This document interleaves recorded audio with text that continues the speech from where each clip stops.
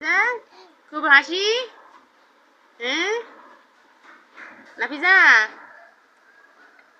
রান্নাবাড়ি হয়েছে, শেষ হয়েছে?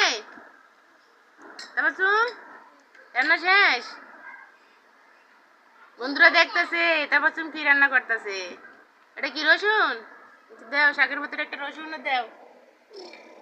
রসুন ওই যে নাফিজার একটা দিছে রসুন। এই দেখো নাফিজা রসুন কাটে। মানে ওই আম পড়ে গেছে। যাক, তাবাসুমের কলস টলস সব ফেলাই যাচ্ছে নাফিজা। তাবাসুম কিন্তু মাইর দিব বলো তাইলে। থাক থাক থাক থাক, মারামারি করি না, মারামারি করি না। হ্যাঁ তাবাসুম এমনি মাইর দিব। কেমনে মাইর দিবা? এমনি নাফিজার মাইর দিব নাফিজা। এই যে এমনি মাইর দিব বলো তাবাসুমে, বলো তোমারে। আরে হাত দিও না।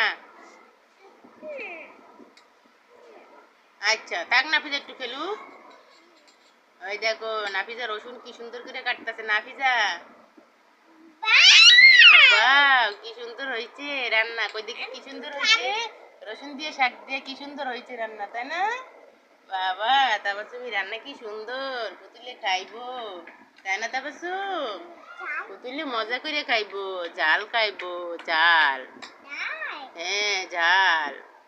আর নাফিজা মনোযোগ সহকারে কাটতাছে রসুন। ওই যে আবার শাকের ভিতরে দিতেছে। নাফিজা কাটা শেষ হয়েছে? হ্যাঁ, শেষ হয় নাই কাটা?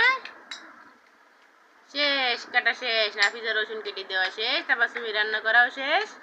এবার পুতুলের একটু খাওয়াই দাও তাবাসুম।